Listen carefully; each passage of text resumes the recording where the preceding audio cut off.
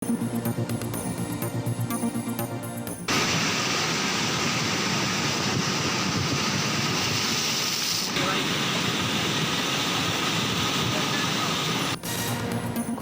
রিমালের অগ্রভাগ স্থলভাগ অতিক্রম করছে। সাতক্ষীরায় 5 থেকে 6 ফুট উচ্চতার জলোচ্ছ্বাস, কক্সবাজারে ঝড়ো বাতাসের সঙ্গে বৃষ্টি।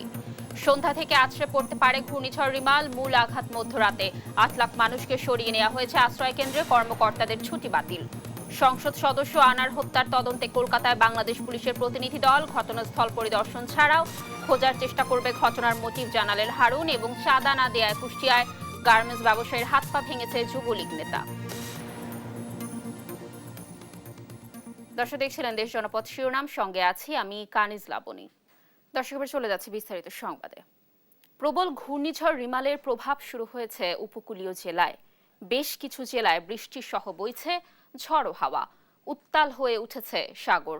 সাতক্ষীরার বিভিন্ন এলাকায় 5 থেকে 6 ফুট উচ্চতার জলোচ্ছ্বাসে ভেসে গেছে। ঝড়ে প্রাণহানি ঠেকাতে প্রস্তুত রাখা হয়েছে আশ্রয় কেন্দ্র। এ পর্যন্ত আশ্রয় কেন্দ্রে পাঠানো হয়েছে অন্তত 8 লাখ মানুষকে। দুর্যোগ মোকাবিলায় 19 জেলায় কাজ করবে যৌথ বাহিনী। সহকর্মীদের পাঠানো তথ্য ছবিতে টুম্পা আফরোজের ডেস্ক রিপোর্ট। সমুদ্র তীরে আছড়ে পড়ছে ঢেউ, অশান্ত হয়ে উঠেছে উপকূলীয় পরিবেশ। রিমালের প্রভাবে উপকূলে বাতাসের গতিবেগও বেড়েছে কয়েক গুণ। কুয়াকাটায় উত্তাল হয়ে উঠেছে সমুদ্র, বয়ে যাচ্ছে দমকা হাওয়া। পায়রা ও মোংলা সমুদ্র বন্দরে চলছে 10 নম্বর মহাবিপদ সংকেত। কক্সবাজারেও জারি করা হয়েছে 9 নম্বর মহাবিপদ সংকেত। এর প্রভাবে এরই মধ্যে মহেশখালীর মাতারবাড়ি সহ বিভিন্ন নিম্নাঞ্চলে জোয়ারের পানি ঢুকেছে। সমুদ্র অনেকটাই উত্তাল, সেই সাথে বাতাসের গতিবেগের সাথে শুরু হয়েছে বৃষ্টিপাত। প্রবল বাতাস বয়ে যাচ্ছে সাতক্ষীরার শ্যামানগর ও আশাশুনি উপকূলে। জোয়ারের পানি বেড়েছে 4 থেকে 5 ফুট পর্যন্ত।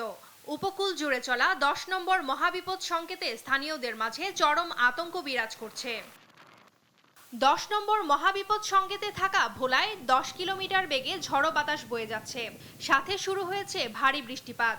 সাগর ফুঁসে উঠেছে। উপকূলের 53,000 মানুষ ও 10,000 গবাদি পশু আশ্রয় কেন্দ্রে আশ্রয় নিয়েছে। তলিয়ে গেছে সাগর উপকূলের ঢালচর সহ বেশ কয়েকটি দ্বীপচর।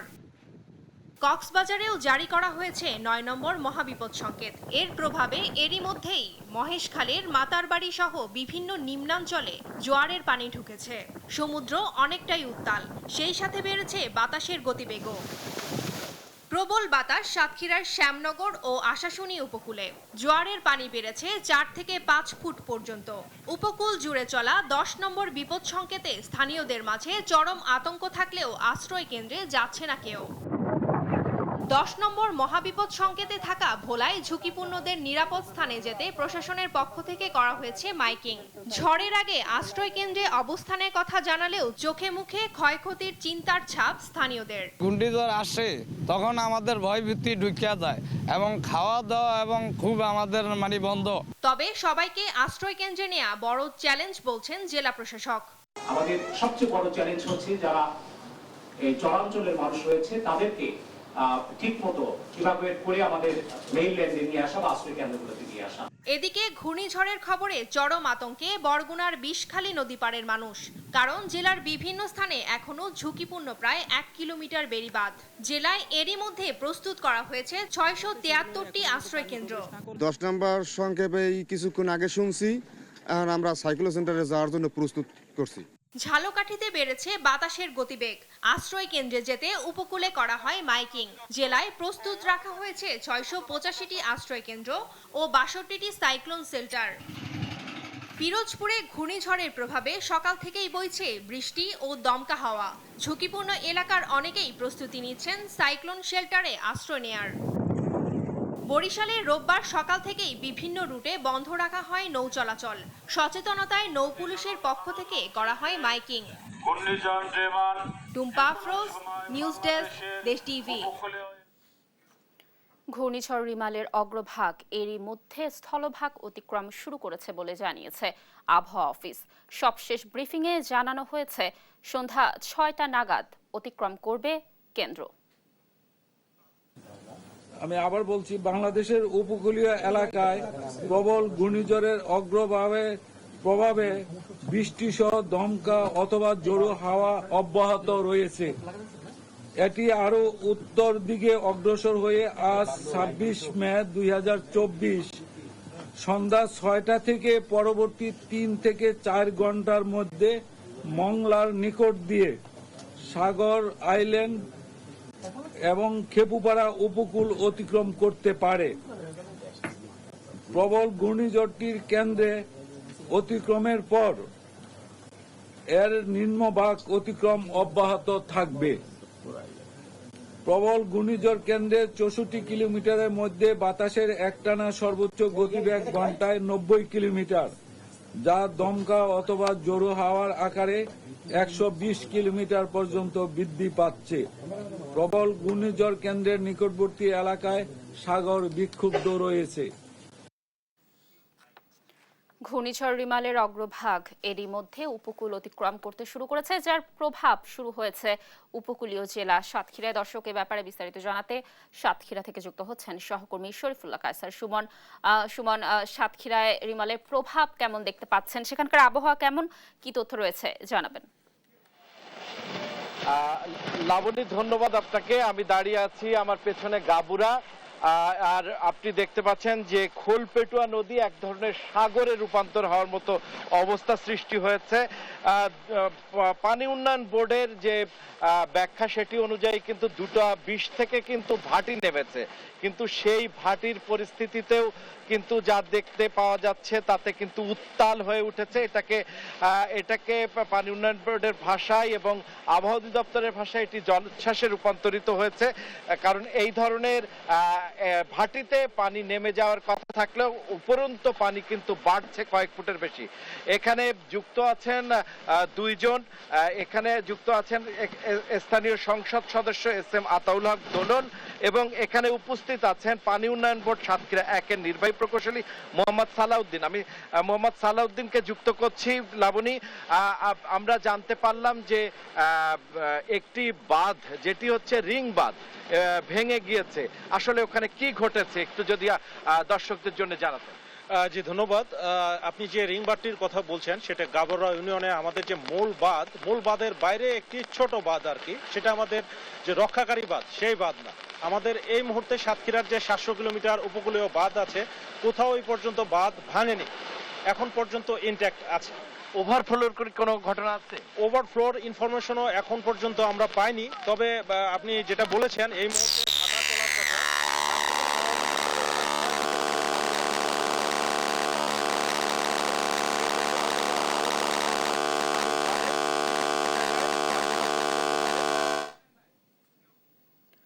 সুমন, ধন্যবাদ আমাদের সাথে যুক্ত হওয়ার জন্য। আমরা পরবর্তীতে আবার আপনার সাথে যুক্ত হয়ে দর্শকদেরকে সর্বশেষ পরিস্থিতি জানানোর চেষ্টা করব। দর্শক, ঘূর্ণিঝড় রিমালের তথ্য জানাচ্ছিলাম আপনাদেরকে।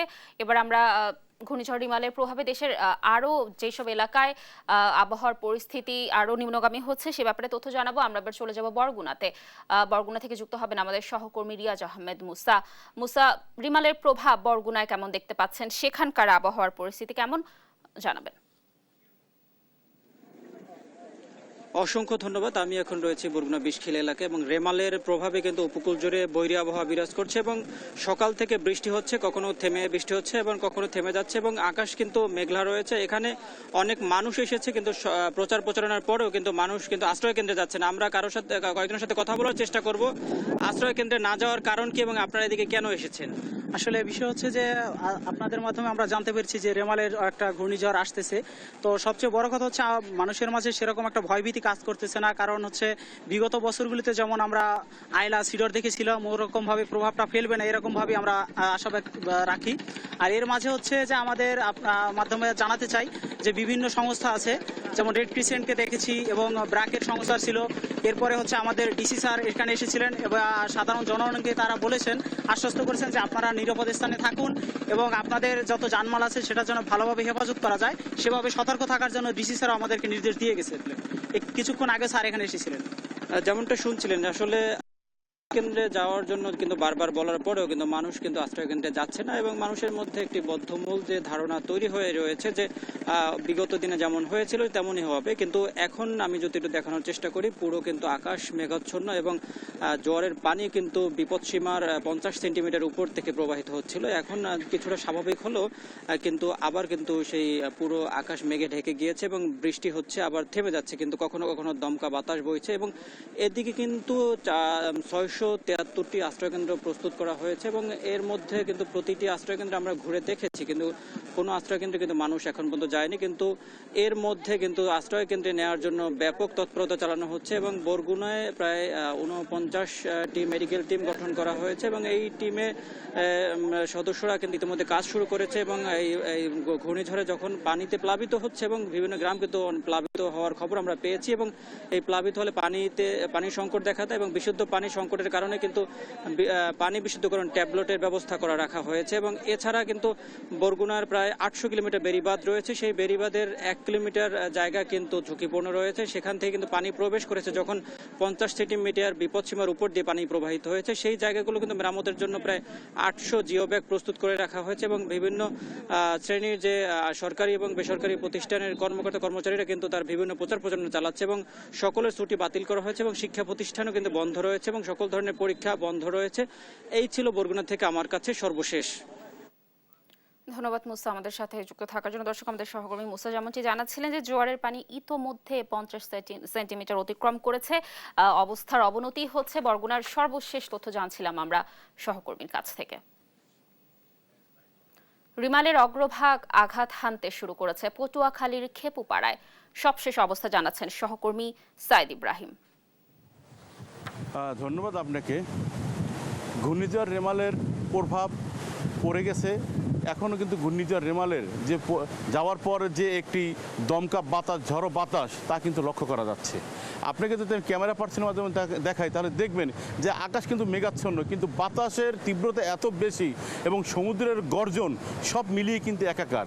এই সমুদ্রের গর্জন ও এত যে সমুদ্র বিক্ষুব্ধ হয়ে কিন্তু আপনার এই তীরে এসে আসে পড়ছে এবং এই যে ভেরিবাদ ওভার হয়ে কিন্তু ভিতরে পানি ঢুকে গেছে। এছাড়া আমি কথা বলেছি BIWT এর কাছে, তিনি আমাকে বলেছেন যে সমস্ত যে আপনার যে ডাবল ডেকার যে লঞ্চগুলো আছে সেই লঞ্চগুলো কিন্তু চলাচল করা নিষিদ্ধ করা হয়েছে। এছাড়াও আমি কথা বলেছি পানি উন্নয়ন বোর্ডের সাথে, তিনি আমাকে বলেছেন যে সমস্ত জায়গার যে দুর্বল আছে সেই জায়গাগুলো থেকে কিছু পানি আংশিক ঢুকে গেছেন। অথচ গতকাল কিন্তু আমরা যখন জেলা প্রশাসক দরবার হলে যখন এই ঘূর্ণিঝড় রেমাল নিয়ে প্রস্তুতিমূলক সভা রাখা হয়েছে তখন তিনি বলেছেন যে প্রায় ম্যাক্সিমাম জায়গায় কিন্তু আসলে ভেরিবাদ টেকসই আছেন, কোথাও কোনো। অথচ রাঙ্গাবালি ইউনের সাথে কথা বলে তিনি বলেছেন যে মিনিমাম 8 থেকে 10 কিলো ভেরিবাদ ভেঙে পানি ঢুকে গেছে। সেখানে যে রবি শস্যর যে ক্ষেত সেটা ডুবে গেছে, মাছের ঘের তলিয়ে গেছে এবং ফসলি জমিগুলো নষ্ট হওয়ার আশঙ্কা রয়েছেন। এছাড়াও কিন্তু আমি এখানে আসার পর টুরিস্ট পুলিশের সাথে কথা বলেছি, তিনি আমাকে বলেছেন তাদের পক্ষ থেকে কোনো পর্যটককেই কিন্তু তারা সমুদ্রে নামতে দিচ্ছেন না, মাইকিং করছেন, বাঁশি বাজাচ্ছেন এবং কোনো পর্যটক যদি আসে সে পর্যটককে কিন্তু তারা মাইকিং করে উপরে নিয়ে আসতেছেন। এবং এছাড়াও কিন্তু আমি কথা বলেছি এখানে মহিপুরের যে ভারপ্রাপ্ত ওসি তার সাথে, তিনি বলেছেন আমরা পর্যায়ক্রমে সার্বক্ষণিক আমরা দায়িত্বে আছি যে এখানে কোনো দুর্ঘটনা যেন না ঘটে। এছাড়াও কিন্তু আপনি যদি দেখেন তাহলে দেখবেন যে কীরকম সমুদ্র ফুসে উঠেছে, বড় বড় ঢেউ আছড়ে পড়তেছে এবং এছাড়াও কিন্তু পর্যটকদের কিন্তু আসলে নিরাপদে রাখবে সেটা কিন্তু পর্যটকরা আসলে তা মানতেছেন না। তারা এই টুরিস্ট পুলিশের চোখ ফাঁকি দিয়ে তারা কিন্তু ঠিকই সমুদ্রের পাড়ে এসে আসেন এবং সমুদ্রে নামার চেষ্টা করেন। ঘূর্ণিঝড় রেমাল আপনার পায়রা বন্দর থেকে আপনার 250 কিলোমিটার দূরে আছেন বলে জানিয়েছেন আবহাওয়া অফিস। এবং এছাড়াও কিন্তু আপনাকে আরেকটা জিনিস জানিয়ে রাখি যে এখানে ঘূর্ণিঝড় রেমালের জন্য সর্বপ্রকার প্রস্তুতি গ্রহণ করেছেন এখানকার যে টুরিস্ট পুলিশ আছেন তারা। এছাড়া জেলা প্রশাসকের পক্ষ থেকেও কিন্তু ব্যাপক প্রস্তুতি গ্রহণ করা হয়েছে এবং আশ্রয় কেন্দ্র বলে, সাইক্লোন সেন্টার বলে, সব কিছুই কিন্তু তারা প্রস্তুতি গ্রহণ করেছেন। এছাড়া প্রত্যেকটা সাইক্লোন সেন্টার আশ্রয় কেন্দ্রে কিন্তু তারা নিজেরা থাকতে পারবে এবং তাদের গবাদি পশু থেকে শুরু করে সব, এবং সেখানে তারা খাবারের ব্যবস্থা করেছেন, নিরাপদ খাদ্য পানীয় তারা ব্যবস্থা করেছেন। এই ছিল ঘূর্ণিঝড় রেমাল নিয়ে এখনকার মতো আমার কাছে সর্বশেষ সংবাদ। ধন্যবাদ সাইদ আমাদের সাথে যুক্ত থাকার জন্য। দর্শক, পটুয়াখালীর সর্বশেষ আবহাওয়ার পরিস্থিতি জানছিলাম আমাদের সহকর্মীর কাছ থেকে। দর্শক, ঘূর্ণিঝড় রিমালের আরও তথ্য জানাবো আপনাদেরকে। এবার আমরা চলে যাব পিরোজপুরে। সেখানে রয়েছেন আমাদের সহকর্মী হাসিবুল ইসলাম হাসান। হাসিব, আপনি তো রয়েছেন পটুয়াখালীতে, সেখানে পিরোজপুরে রয়েছেন আপনি। সেখানে রিমালের কেমন এখন পরিস্থিতি দেখতে পাচ্ছেন, সেখানকার আবহাওয়া কেমন, আমাদেরকে বিস্তারিত জানাবেন। লাবণী, আমি সকাল থেকে দর্শককে বিভিন্ন রকম সংবাদ জানাইতেছিলাম এবং এখন থেকে বলে রাখছি যে পিরোজপুরকে এখনো কিন্তু 10 নম্বর মহাবিপদ সংকেতের ভিতরে আছে এবং বাতাসের তীব্রতা এবং পানির তীব্রতা দুইটাই কিন্তু ইতিমধ্যে বৃদ্ধি পেয়েছে। এবং আমি এখন অবস্থান করছি পিরোজপুরের বলেশ্বর নদীর পাড়ে, শহরের একেবারে পার হয়ে। এখানে রাস্তার উপরে, আমি রাস্তার উপরে কিন্তু ইতিমধ্যে শহরের পানি কিন্তু ইতিমধ্যে প্রবেশ করেছে। এবং বলে রাখি যে পিরোজপুরের যে নদী বিশিষ্ট একটি জেলা এবং এই জেলার বিশেষ করে মঠবাড়ি উপকূলীয় এলাকা হচ্ছে মঠবাড়ি এবং ইন্দুরকানী। এবং এই মঠবাড়ি ইন্দুরকানীতে কিন্তু ইতিমধ্যে বিভিন্ন জায়গায় বেড়িবাঁধ ভেদ করে কিন্তু ইতিমধ্যে পানি বিভিন্ন এলাকায় প্রবেশ করছে এবং ইতিমধ্যে ঘর দুয়ারের ভিতরেও মানুষের বাড়িঘরের ভিতরে কিন্তু পানি প্রবেশ করেছে বলে তারা জানিয়েছেন। এবং প্রশাসন থেকে বলা হচ্ছে যে মানুষকে নিরাপদে নেওয়ার জন্য কিন্তু তারা সর্বাত্মক চেষ্টা করছে। তবে কিন্তু দিন যত ঘনিয়ে সন্ধ্যার দিকে আসতেছে, এই ঘূর্ণিঝড় রিমালের কিন্তু রূপ আস্তে আস্তে ভয়ঙ্করের দিকে যাচ্ছে বলে আমরা ধারণা করছি। কেননা পানি বৃদ্ধি পাচ্ছে, বাতাস বৃদ্ধি পাচ্ছে, আকাশ মেঘাচ্ছন্ন এবং একটি ঘোমট পরিবেশ এবং প্রচন্ড গরম একটা পরিবেশ তৈরি হয়েছে। এবং পিরোজপুর শহরে কিন্তু ইতিমধ্যে বিদ্যুৎ বিচ্ছিন্ন হয়ে গেছে, কেননা পিরোজপুরের বিদ্যুৎটা বাগেরহাট থেকে আসে এবং এই হালকা বাতাস উঠে পরে এটা বন্ধ হয়ে যায় এবং এটা বরাবরের মতো আজকেও কিন্তু ইতিমধ্যে বিদ্যুৎ দুপুর থেকেই বিদ্যুৎ বিচ্ছিন্ন পিরোজপুর শহর। এবং এই বিদ্যুৎ বিচ্ছিন্নের কারণে আরো একটি সমস্যা দেখা যাচ্ছে শহরে, যে মোবাইল নেটওয়ার্কেও কিন্তু একটি সমস্যা দেখা দিচ্ছে, যে মোবাইলে নেটওয়ার্কের সমস্যা হচ্ছে। তা এই কারণে মানুষের ভিতরে ভয় ভীতিটা আরো একটু বৃদ্ধি পাচ্ছে কিছুক্ষণ পর পর। প্রশাসন থেকে মাইকিং করে এবং রেড ক্রিসেন্ট সোসাইটি সিপিপির সদস্যরা কিন্তু মাইকিং করে উপকূলীয় অঞ্চল থেকে মানুষকে নিরাপদে আশ্রয়ের জন্য আশ্রয় কেন্দ্রে নেওয়ার চেষ্টা করছে। জেলা প্রশাসন থেকে জানিয়েছেন যে জেলা প্রশাসন থেকে যে 561টি আশ্রয় কেন্দ্র তৈরি করা হয়েছে, ব্যবস্থা করা হয়েছে, সেখানে কিন্তু বেশ কিছু লোক ইতিমধ্যে প্রায় 1000 লোক কিন্তু বিভিন্ন আশ্রয় কেন্দ্রে ইতিমধ্যে তারা পৌঁছে দিয়েছেন। এবং মঠবাড়ি আর মাঝেরচর যে নামক জায়গাটা আছে একটু দ্বীপ অঞ্চল এবং ইন্দুরকানীর সাউথখালী এলাকা থেকে, সেখান থেকে কিন্তু মানুষজন কিন্তু ইতিমধ্যে অনেকটাই নিরাপদ স্থানে কিন্তু প্রশাসন নিয়ে গেছেন। এবং প্রশাসন বলছে যে সন্ধ্যা হওয়ার আগেই যেন মানুষ আশ্রয় কেন্দ্রে যায়, কেননা রাত হওয়ার পর মধ্যরাত থেকে আবহাওয়া অধিদপ্তর বলতেছে যে এই রিমাল আঘাত হানতে পারে যে পিরোজপুর সহ এই উপকূলীয় অঞ্চলে। তাই মানুষের জন্য নিরাপদ অবস্থায় থাকে এবং তাদের যান এবং মাল নিরাপদ থাকে, সেই কারণে তারা চেষ্টা করছে। কিন্তু এই সকল সার্বিক প্রস্তুতি নিয়ে যাচ্ছে প্রশাসনের লোকজন। আমি আরো একটি বিষয় বলি যে পুলিশ প্রশাসন কিন্তু ব্যাপকভাবে কাজ করছে মানুষের নিরাপত্তা দেওয়ার জন্য। তারাও কিন্তু চেষ্টা করছে যে মানুষের যেন নিরাপত্তা দিয়ে যেন তারা আশ্রয় কেন্দ্রে থাকতে পারে এবং যাতে আশ্রয় কেন্দ্রে গেলে পরে যেন তাদের মালামাল বাড়ির মালামাল যেন কোনো অবস্থায় কোনো সমস্যা না হয় এবং নিরাপদে অবস্থানে থাকে। এছাড়া পিরোজপুরের যে সিভিল সার্জন কার্যালয় থেকে বলা হয়েছে যে তারা ইতিমধ্যে 65টি মেডিকেল টিম কিন্তু তারা তৈরি করে রেখেছে, যাতে করে এই রিমাল যদি আঘাত হানে তারপরে মানুষের সেবা সহযোগিতা করার জন্য। একটি বিষয় বলে রাখি যে ইন্দুরকানী এলাকার কিন্তু বাঁধ ভেঙে ইতিমধ্যে কিন্তু বিভিন্ন জায়গায় পানি প্রবেশ করতেছে। এতে করে হলো যে পানি উন্নয়ন বোর্ডের বিষয় এবং বেড়িবাঁধের বিষয় কিন্তু তীব্র প্রতিবাদ জানিয়েছে এবং ক্ষোভ জানিয়েছে এলাকাবাসী। কেন দীর্ঘদিন ধরে তাদের দাবি ছিল যে এই বাঁধগুলো যেন ঠিক করা হয়। কিন্তু এই বন্যা আসার খবর পেয়ে সামান্য পরিমাণে বাঁধ যেটা তৈরি মানে সারা সংস্কারের চেষ্টা করছিল কিন্তু সেটা বিফল হয়ে গেছে, কারণ জোয়ারের পানি ইতিমধ্যে নিম্ন এলাকায় গুড়ানে প্লাবিত হয়ে গেছে এবং বেশ কিছু বাড়িঘর কিন্তু ইতিমধ্যে পানির নিচে নিমজ্জিত হয়েছে। এবং তারা বলছে যে তারা বিশেষ করে নারী এবং শিশুরা খুবই বিপদগ্রস্ত আছে এই যে পানিটা হঠাৎ করে পানি বৃদ্ধি পাওয়ার জন্য। আর আবহাওয়া অধিদপ্তর থেকে যে বলা হয়েছে যে এই উপকূলীয় অঞ্চলে প্রায় 6 থেকে 10 ফুট পর্যন্ত কিন্তু জলোচ্ছ্বাস হতে পারে, তাহলে কিন্তু এটা মহামারী আকারে ধারণা করতে পারে। কেননা আমরা দেখছি সিডর আইনের সময় যে পিরোজপুরের মঠবাড়ি এলাকা, ইন্দুরকানী এলাকা এবং কিন্তু সদরের বেশ কিছু এলাকা কিন্তু প্রচুর ক্ষয়ক্ষতি হয়েছে এবং বেশ কিছু লোক মানুষ কিন্তু হতাহতের ঘটনা ছিল। তাই এবারে মানুষের হতাহতের বিষয়টা কমিয়ে আনার জন্য এবং তারা যেন মানুষকে নিরাপদে রাখতে পারে সেই জন্য কিন্তু প্রশাসন সার্বিক কাজ করে যাচ্ছে না বলে। এছাড়া আমি একটি বিষয় বলি যে মানুষ যেন যে রাতে যেন হচ্ছে যে আশ্রয় কেন্দ্রে যায় এবং যারা আশ্রয় কেন্দ্রে যেন সকল খাদ্যের ব্যবস্থা সহ আলোর ব্যবস্থা ইতিমধ্যে কিন্তু প্রশাসন করে রেখেছে এবং আশ্রয় কেন্দ্র কিন্তু গোখাদ্য এবং শিশু খাদ্যেরও কিন্তু ব্যবস্থা কিন্তু প্রশাসন থেকে করা হয়েছে। লাবণী, মূলত এই ছিল সর্বশেষ রিমাল মোকাবেলায় পিরোজপুরের প্রস্তুতি।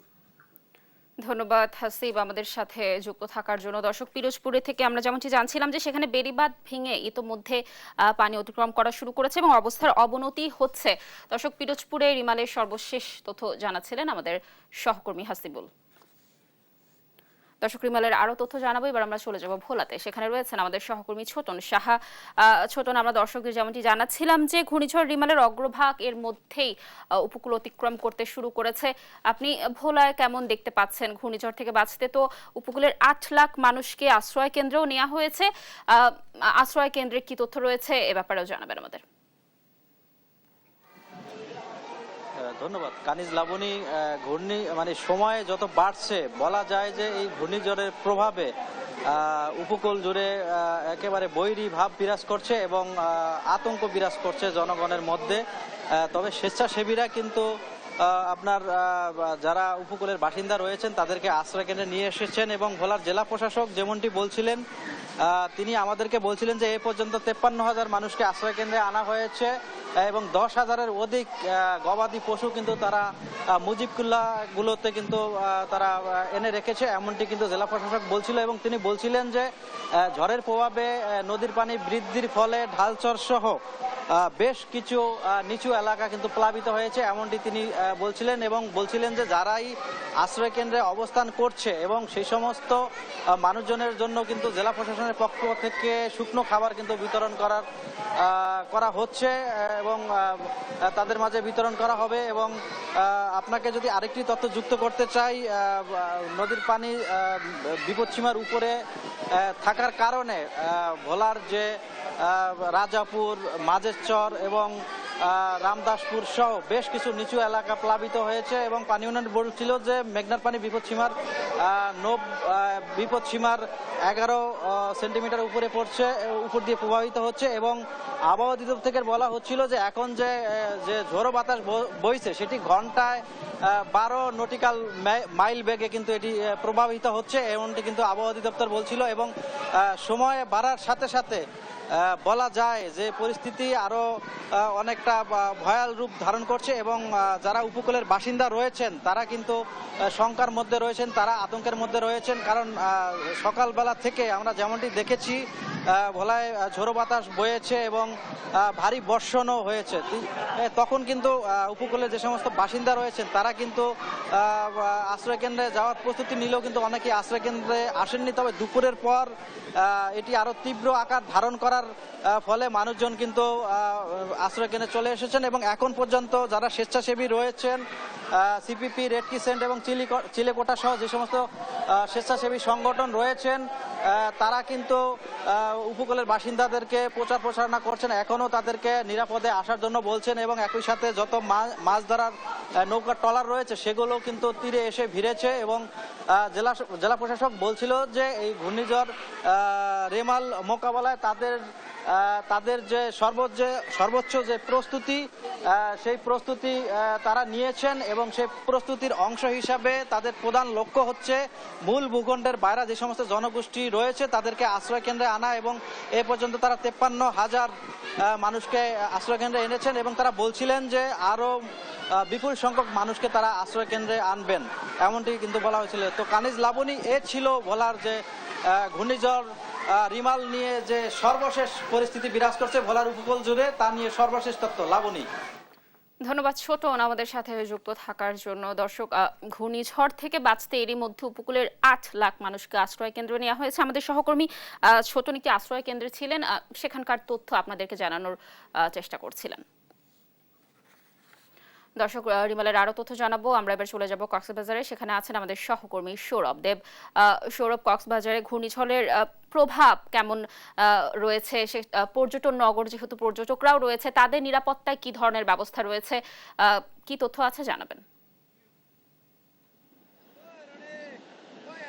হ্যাঁ লাবণী, ঘূর্ণিঝড়ের প্রভাবে কক্সবাজারের দুপুরের নাগাদ যে জোয়ার ছিল, তখন জোয়ারের প্রভাবে নিম্নাঞ্চলগুলো প্লাবিত হয়েছিল। বিশেষ করে মহেশখালী থেকে আমাদের সহকর্মীরা আমাদেরকে জানিয়েছেন সেখানে যে মাতার বাড়ি এলাকা রয়েছে সেখানকার নিম্নাঞ্চলগুলো প্লাবিত হয়েছিল এবং সেই সাথে কক্সবাজার শহর এর সমিতিপাড়া এবং কুতুবদিয়া দ্বীপের বেশ কিছু এলাকা সেখানে যেগুলো নিম্নাঞ্চল ছিল সেগুলো জোয়ারের পানিতে প্লাবিত হয়েছিল। এবং এখন যদি আমি একটু দেখাই, সাগরের এখন ভাটা চলছে এবং পানিও নেমে গেছে।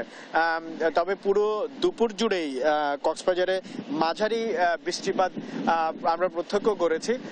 এখন বৃষ্টিপাত নেই, তবে বাতাস বইছে।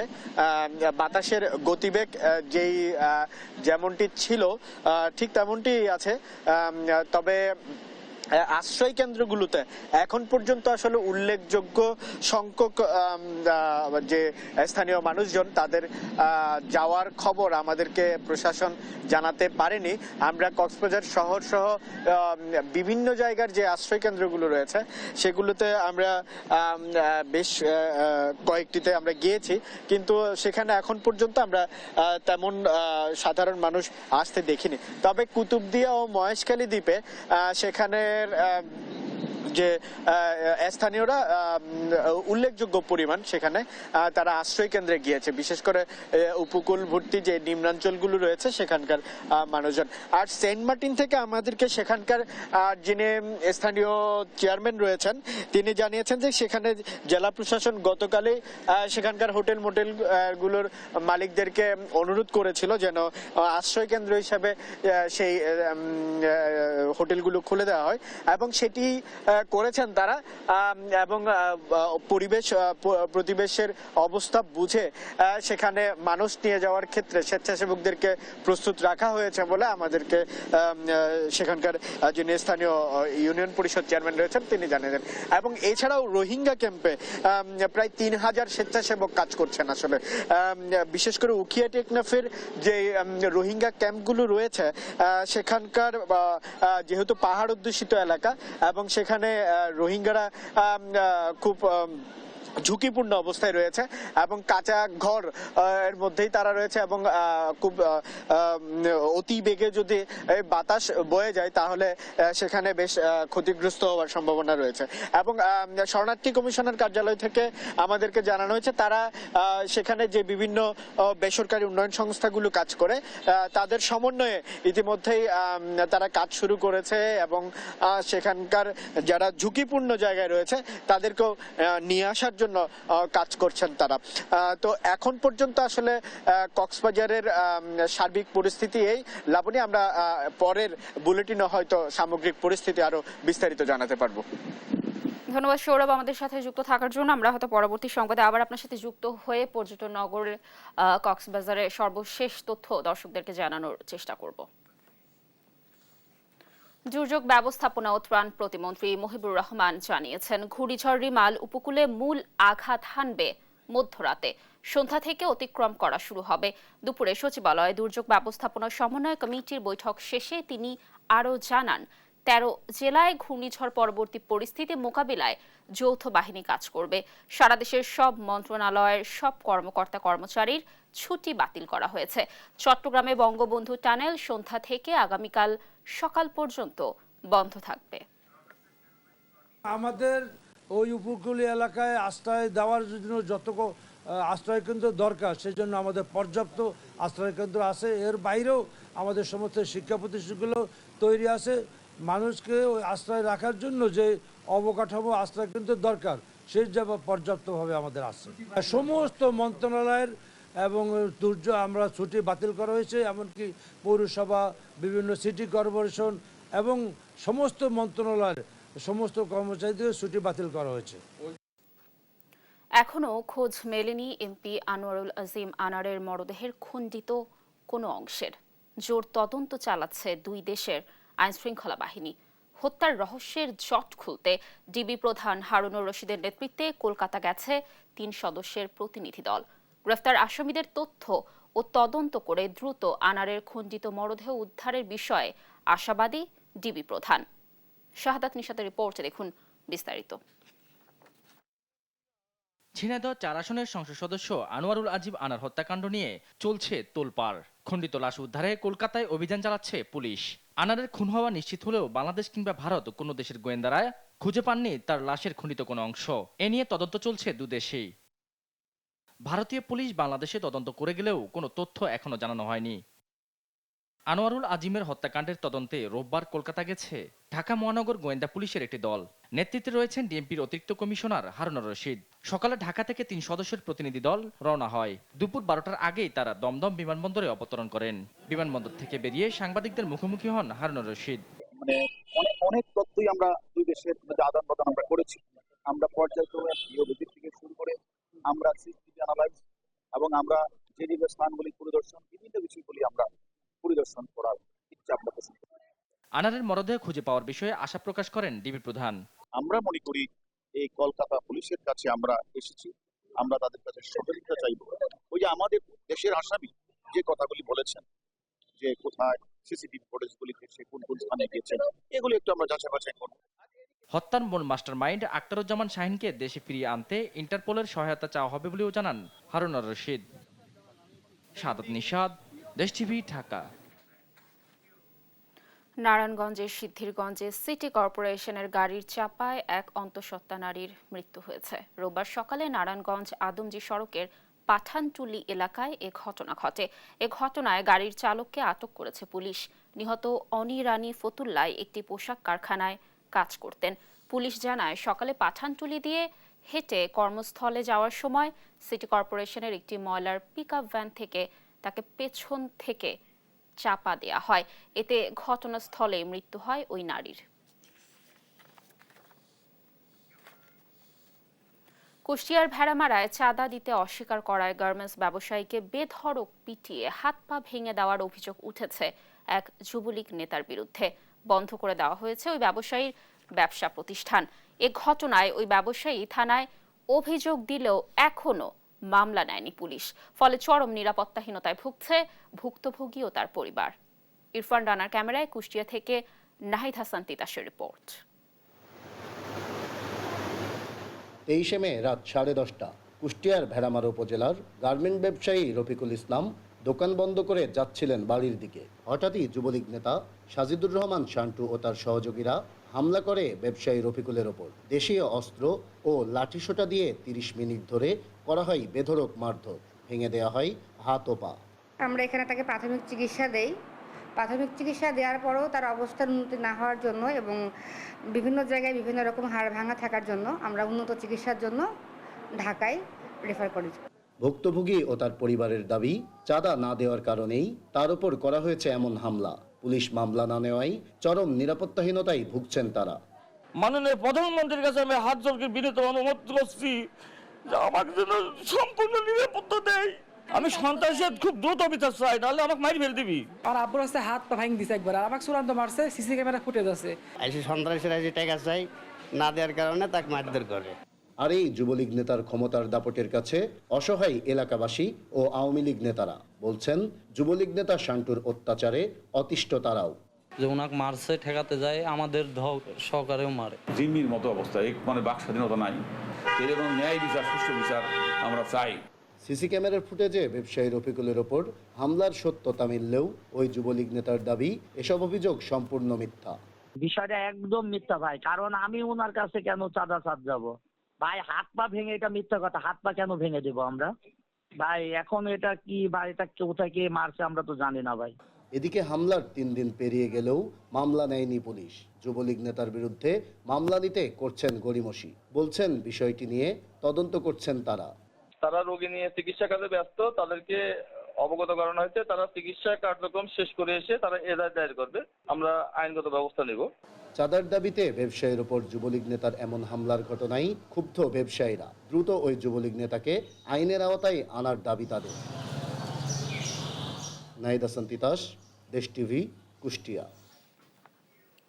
বগুড়ার গাবতলীতে রেশন ও ভিজিডির চাল আত্মসাৎ এবং টিসিবির কার্ড বিতরণে অনিয়মের অভিযোগ উঠেছে নারুয়ামালা ইউপি চেয়ারম্যানের বিরুদ্ধে। নাগরিক সেবার জন্য তার দেখা পাচ্ছেন না স্থানীয়রা। এসব ঘটনায় তদন্ত করে ব্যবস্থা নেওয়ার আশ্বাস দিয়েছেন উপজেলা নির্বাহী কর্মকর্তা। সহকর্মী সঞ্জু রায়ের রিপোর্ট। বগুড়ার গাবতলী উপজেলার নারুয়ামালা ইউনিয়নের আসমা বেগম স্বামী সন্তানকে হারিয়ে দিন পার করছেন চরম অভাব অনটনে। এমন চরম অর্থাভাবেও পাননি সরকারি সহায়তার কার্ড। তারা আমাদের গ্রাম দিয়ে যায়, তাকে জিজ্ঞেস করি, কয় যে চাউলে আসে না। এখন অভিযোগ কর্ম হাসিনে দিচ্ছে, চেয়ারম্যান খাচ্ছে। এই কাঠের চাউল একবার দিয়ে আর দেয়নি, কাকু দুইবার দিয়ে আর দেয়নি। শুধু আসমাই নয়, তালিকায় নাম থাকার পরও ভিজিডির চাল বঞ্চিত আরো অনেকেই। তাদের নামের চাল নিয়ে যাচ্ছে অন্য কেউ। রেশনের চাল ও টিসিবির কার্ড বিতরণেও রয়েছে অনিয়মের অভিযোগ। ইউনিয়নে 1045টি টিসিবি কার্ড থাকলেও তার নিয়ন্ত্রণ চেয়ারম্যান আব্দুল গফুরের হাতেই। নিজের পছন্দের লোকদেরই স্লিপ দেন টিসিবির পণ্যের। আমি অনলাইন করার পরে 2বার চাউল পেয়েছি, তারপরে আর চাউল পাইনি। চেয়ারম্যানের কাছে গেছিলাম, চেয়ারম্যান কয় তোমার নাম নেই। চেয়ারম্যান হয়তো ওই টিসিবির কার্ড অন্য কাছে বিক্রি করে দিয়েছে। আর আমাকে একবারও চাল দেয়নি, কিন্তু আমার নামে আছে কার্ড। ইউপি চেয়ারম্যান গফুরের স্বেচ্ছাচারিতা ও অনিয়মের ফিরিস্তি আরো বড়। দরিদ্র মানুষদের বাদ দিয়ে 40 দিনের মাটি কাটা কর্মসূচিতেও নিজের ঘনিষ্ঠদেরই রাখেন তিনি। ইউপি সদস্যরা অতিষ্ঠ চেয়ারম্যানের এমন স্বেচ্ছাচারিতায়। অভিযোগ দেয়া হয়েছে ইউএনওর দপ্তর এবং দুদকেও। যখন প্রদেশে 2 দিন বা 3 দিন মাটি কাটে, যখন নাম ডাকে তখন লোকমান নাম আগে ডাকে। ডাকে আমি টাকা পাই না, চেয়ারম্যান টাকা সব করা ছিল না। 7-8 জন লোকের নামের মধ্যে চেয়ারম্যান মাত্র 11 জন লোক দেয়, আর বাকি নামগুলো চেয়ারম্যান বাকি লোক না দিয়ে এই চেয়ারম্যান এই কার্ডগুলো বিক্রি করে দেয়। প্রজেক্ট সভাপতি করে, কিন্তু টাকা উঠানোর সময় কোনো সই স্বাক্ষর লাগে না। ওটা চেয়ারম্যান অফিসের সাথে হোক এবং যেভাবে হোক নকল সই করে হোক টাকাটা উঠায় নেয়। অভিযোগের বিষয়ে কথা বলতে পরিষদে গিয়েও দেখা মেলেনি চেয়ারম্যান আব্দুল গফুরের। পরে মুঠোফোনে যোগাযোগ করা হলে জানান তার বিরুদ্ধে চলছে রাজনৈতিক ষড়যন্ত্র। এই কার্ড কিন্তু ফুললি বিতরণ করে দেওয়া হয়েছে, ফুললি সবার কাছে বিতরণ করে দেওয়া হয়েছে মেম্বারদের হাতে। কারণ আমি তো প্রত্যেকটা বাড়ি বাড়ি যাই দিতে পারবো না, মেম্বারদের কাছে দিয়ে দেওয়া হয়েছে, মেম্বাররা তাদের কাছে দিয়ে দিচ্ছে। তারা যদি বিক্রি করে থাকে সেটা তাদের ব্যক্তিগত ব্যাপার, সেটা আমার কোনো সে নাই। তবে এসব অভিযোগ তদন্ত করে ব্যবস্থা নেওয়ার আশ্বাস দিয়েছেন উপজেলা নির্বাহী কর্মকর্তা। অভিযোগ আসলে অবশ্যই সেটা আমাদের আমলে নিতে হবে। আমরা ঊর্ধ্বতন কর্তৃপক্ষকে জানিয়েছি, ঊর্ধ্বতন কর্তৃপক্ষ হয়তো তদন্ত বা পরবর্তী ব্যবস্থা গ্রহণ করবে। শিগগিরই চেয়ারম্যানের এসব স্বেচ্ছাচারিতার বিরুদ্ধে ব্যবস্থা নিয়ে নাগরিক অধিকার ফিরিয়ে দেওয়ার দাবি স্থানীয়দের। সঞ্জু রায়, দেশ টিভি, বগুড়া। দীর্ঘ 2.5 বছর বন্ধ থাকার পর ব্রাহ্মণবাড়িয়ার তিতাস গ্যাস ফিল্ডের 14 নম্বর কূপ থেকে আবারও শুরু হয়েছে গ্যাস উত্তোলন। 2 মাসের বেশি সময় ধরে চলা ওয়ার্ক ওভার শেষে বিজিএফসিএল এর এই কূপটিকে উৎপাদনক্ষম করে বাপেক্স। এখান থেকে দৈনিক 10 থেকে 12 মিলিয়ন ঘনফুট গ্যাস যুক্ত হবে জাতীয় গ্রিডে। সহকর্মী মেহেদী নূর পরশের তথ্যচিত্রে বিস্তারিত জানাচ্ছেন সালমা সাহান। দেশের জ্বালানি চাহিদাকে মাথায় রেখে 2000 সালে ব্রাহ্মণবাড়িয়ার সরাইল বিশ্ব মোড়ে তিতাস গ্যাস ফিল্ডের 14 নম্বর কূপ খনন করা হয়, যার দৈনিক উৎপাদন ক্ষমতা ছিল 29.5 মিলিয়ন ঘনফুট গ্যাস। তবে কূপটি থেকে গ্যাসের সঙ্গে অতিমাত্রায় পানি ওঠায় 2021 সালের 1 নভেম্বরে কূপটি বন্ধ ঘোষণা করে গ্যাস ফিল্ড কর্তৃপক্ষ। এবছর তিতাস, হবিগঞ্জ, বাখরাবাদ ও মেঘনা গ্যাস ফিল্ডের বন্ধ থাকা 7টি কূপের ওয়ার্ক কভারে 523 কোটি টাকা ব্যয়ে একটি প্রকল্প হাতে নেয় বিজিএফসিএল কর্তৃপক্ষ। গত 19 মার্চ তিতাস গ্যাস ফিল্ডের 14 নম্বর কূপের ওয়ার্ক কভার কাজ শুরু করে বাপেক্স, যার ব্যয় ধরা হয় 75 কোটি টাকা। 2 মাসেরও বেশি সময় চেষ্টা চালিয়ে কূপটিকে আবারও উৎপাদনক্ষম করা হয়। এতে দৈনিক 10 থেকে 12 মিলিয়ন ঘনফুট গ্যাস জাতীয় গ্রিডে যুক্ত হচ্ছে। প্রকল্প পরিচালক জানান, কূপের বিস্যান্ড থেকে 40 বিলিয়ন ঘনফুট গ্যাস উত্তোলন করা সম্ভব হবে, যার বাজার মূল্য 2590 কোটি টাকা। একটা লেয়ারে যখন গ্যাস জমা হয় তার নিচের দিকে কিছু পানি থাকে। এটা দীর্ঘদিন উৎপাদনের পরে একটা পর্যায়ে গ্যাস যখন কমে আসে তখন নিচ থেকে আস্তে আস্তে পানি আসে। তো আমরা সেই হিসেবে ধরে নিচ্ছি যে আগামী 10 বছর পর্যন্ত আমরা এই কূপটা থেকে ওয়াটার ফ্রি ভালো প্রোডাকশন দিতে পারব। পেট্রো বাংলার চেয়ারম্যান জানান, দেশীয় উৎস থেকে গ্যাস উত্তোলন বাড়াতে 2041 সালকে টার্গেট করে নেওয়া হয়েছে বৃহত্তর পরিকল্পনা। দেশের শিল্প উন্নয়নে গ্যাস সরবরাহে আরও নতুন নতুন কূপ খননের কথা জানান জ্বালানি সচিব। আমরা কিন্তু 2041 সাল পর্যন্ত পরিকল্পনা করেছি। সেই পরিকল্পনার পার্ট হিসেবে দেশীয় উৎস থেকে গ্যাস যত বেশি আনা যায় তার জন্য আমরা 2D এবং 3D সিসমিক সার্ভে করছি। এই সার্ভে থেকেই তো আমরা কূপের মোট পাবো। তো আমাদের হাতে যে পরিমাণ সার্ভে আছে, নতুন আরো 3 থেকে 5 বছরের মধ্যে আমরা পর্যাপ্ত সার্ভে করে আমরা কিন্তু কূপ খননের পরিকল্পনা 2041 সাল পর্যন্ত নেব। আপাতত 2028 সাল পর্যন্ত আমরা 100টা কূপ বেশি আরো খনন করতে চাচ্ছি। খনন, ওয়ার্কওভার সব মিলিয়ে 100টি কূপের প্রোগ্রাম আমাদের রয়েছে, যেটা আমরা 26 থেকে শুরু করার চিন্তা ভাবনা ছিল, কিন্তু এটা আমরা 25 সাল থেকেই শুরু করব, এই লক্ষ্যে আমরা পুরোদমে কাজ করছি। মূল লক্ষ্য হলো আমাদের শিল্প উন্নয়ন এবং আমাদের অর্থনৈতিক উন্নয়ন। নতুন করে উৎপাদনে আসা তিতাসের মোট 24টি কূপ থেকে দৈনিক জাতীয় গ্রিডে যুক্ত হবে অন্তত 404 মিলিয়ন ঘনফুট গ্যাস। নিউজ ডেস্ক, দেশ টিভি। দিনের বেলা কেবিন ভাড়া নিয়ে চলে অসামাজিক কার্যকলাপ। উঠতি তরুণ তরুণীদের কাছে ঘণ্টা ভিত্তিক ভাড়া দেয়া হয় বিলাসবহুল লঞ্চের কক্ষ। বরিশাল নদীবন্দরে এমন দৃশ্য ধরা পড়ল দেশ টিভির ক্যামেরায়। চলতি বছরে এ ধরনের কার্যকলাপে লিপ্ত একাধিক ব্যক্তিকে আইনের আওতায় আনা হলেও টানা যায়নি লাগাম। শাহিন সুমনের তোলা ছবিতে শফিক মুন্সির রিপোর্ট। ঢাকাগামী বিলাসবহুল লঞ্চগুলো রাতে যাত্রী পরিবহন করলেও দিনে নোঙর করা অবস্থায় ভাড়া দেয়া হয় কেবিন কক্ষ। এসব কেবিন ভাড়া নিয়ে অসামাজিক কার্যকলাপে লিপ্ত হয় উঠতি বয়সের তরুণরা। এ সংবাদের ভিত্তিতে অনুসন্ধানে নামে দেশ টিভি। সকালে বরিশাল নদীবন্দরের টার্মিনালে পৌঁছালে মেলে তথ্যের সত্যতা। একান্ত সময় পার করতে লঞ্চে আসে এ কপোতকপতি। গোপনে তাদের অনুসরণ করা হয়। নির্ধারিত কেবিন ভাড়া নিয়ে সেখানে চলে যান তারা। কিছুক্ষণ পর বদ্ধ কেবিনের দরজায় কড়া নাড়লে ভিতরে পাওয়া যায় প্রাণের অস্তিত্ব, কিন্তু ওপাশ থেকে পরিচয় পেয়ে দরজা আটকে রাখা হয়। দরজা খোলাতে ব্যর্থ হলে সহায়তা নেওয়া হয় লঞ্চ কর্তৃপক্ষের। তারা জানান, নিয়ম না থাকলেও শুধু পেটের দায়ে দিনের বেলা কেবিন ভাড়া দেন কেউ কেউ। পদ্মা সেতু হওয়ার আগে আমাদের খুব ভালো ছিল, কোম্পানি ভালো ছিল। পদ্মা সেতু হওয়ার পর থেকে একবারে লসে, আমাদেরও নাই, কোম্পানিরও নাই, আমাদেরও নাই, আমরা এইভাবেই আছি। বিআইডব্লিউটি থেকে এবং আরটিপির পুলিশ থেকে আছে, নিষেধাজ্ঞা আছে। আমরা সাধারণত 3:30 4টা এরপরে ধরেন অ্যালাউ করি, তাও যদি কোনো ফ্যামিলি ব্যাগটা নিয়ে আসে এরকম একটা আমরা অ্যালাউ করি। ঢাকা যেতে 1,500 থেকে 2,000 টাকা কেবিন ভাড়া লাগলেও বিশেষ সময় কাটাতে ঘণ্টাভিত্তিক 300 থেকে 500 টাকায় পাওয়া যায় এসি বা নন এসি কেবিন। ওই 500 টাকা 1000 টাকা তো জেলে পারে। ছাত্র আছে, ছাত্রীও আছে, আবার এলাকার লোকও আছে, আবার মুরব্বীরা আছে। কেউ ঘন্টায় নিলে ঘন্টায় নেয়, কেউ আছে দিনের জন্য আর দিনে আবার বিকেলবেলা নাইমা যায়। এ ধরনের কার্যকলাপ বন্ধে তৎপরতার কথা জানান এই পুলিশ কর্মকর্তা। আপনার কাছ থেকে আমি জানলাম, আমরা পদক্ষেপ গ্রহণ করব যেটা করতে না পারে। নোঙর করা লঞ্চে অসামাজিক কার্যকলাপে জড়িত অপরাধে চলতি বছরে এ পর্যন্ত 9 জনকে গ্রেপ্তার করে পুলিশ।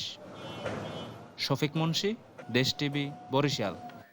মাটি খুঁড়লেই মিলছে স্বর্ণ, এমন কথা ছড়িয়ে পড়ার পর দিনরাত সমান তালে ঠাকুরগাঁওয়ের আরবিবি ইট ভাটার মাটির স্তূপ খুঁড়ে যাচ্ছে কয়েকশো মানুষ। কোদাল, খুন্তি যে যা পেয়েছেন তাই দিয়ে সোনার সন্ধানে মাটি কাটছেন। গ্রামবাসীর দাবি, এরই মধ্যে অনেকে পেয়েছেন মূল্যবান স্বর্ণ। ঠাকুরগাঁও প্রতিনিধি শাকিল আহমেদের পাঠানো তথ্যচিত্রে সালমা জাহানের ডেস্ক রিপোর্ট। ঠাকুরগাঁও জেলার রানীশঙ্কল উপজেলার বাচর ইউনিয়নে কাতিহার এলাকায় অবস্থিত আরবিবি ইটভাটা।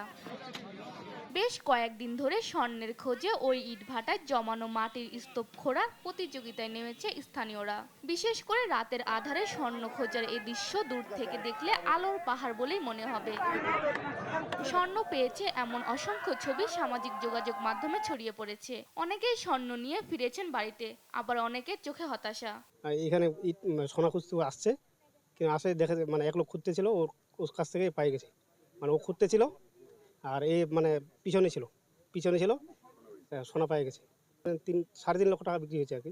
এখানে মাটি খুঁড়লে সোনা পাওয়া যায়, তার জন্য আমি বসলা নিয়ে সোনা খুঁড়তে এসেছি। সোনা বলে পাচ্ছে আমার উদ্দেশ্যেই আর কি আসছি, কিন্তু সোনা খুঁজতে আসে আমার জানটাই তামা। কিন্তু একটা মহিলা পাইছে আর কি, এটাই কিছুক্ষণ আগে পাইলো। সকাল থেকে আমি এখানে আসি, এখানে আমি সোনা খোঁজার জন্য অনেক চেষ্টা করলাম, ঠিক আছে, চেষ্টা করতেছি কিন্তু পাচ্ছি না। স্থানীয় ইউপি সদস্য জানান, কেউ স্বর্ণ পেয়েছে এটি নিজ চোখে দেখিনি। গুজবে কান দিয়ে লোকজন স্বর্ণ খুঁজছে। কান দিয়ে লোকজন এখানে আসতেছে, কিন্তু একটা লোক একটা পাঁচে দিল টিভি ছড়ায়, ওই যে নেটে ছাড়া সব লোক ভাঙা চলে আসছে। বিধায় এখানে গুজবে সব কান দিয়ে লোক আসতেছে এখানে। স্বর্ণ পাওয়া গেছে কিনা এটি স্পষ্ট না হলেও আইন শৃঙ্খলার অবনতি ঠেকাতে ব্যবস্থা নেওয়ার কথা জানান উপজেলা নির্বাহী কর্মকর্তা। এখন পর্যন্ত আমরা ফিজিক্যালি দেখতে পাইনি যে স্বর্ণ আসলে পাওয়া গেছে। আইন শৃঙ্খলার জন্য অবনতি না হয় সেজন্য আমি গিয়েছিলাম ওনার অফিসে। এখন পর্যন্ত পরিস্থিতি স্বাভাবিক। গুজবে কান না দিতে এলাকাবাসীর প্রতি আহ্বানও জানান তিনি। নিউজ ডেস্ক, দেশ টিভি। দর্শক, এই ছিল এখনকার দেশ জনপদ সংবাদ। পরে বুলেটিন দেখার আমন্ত্রণ রইল। সাথে থাকার জন্য ধন্যবাদ।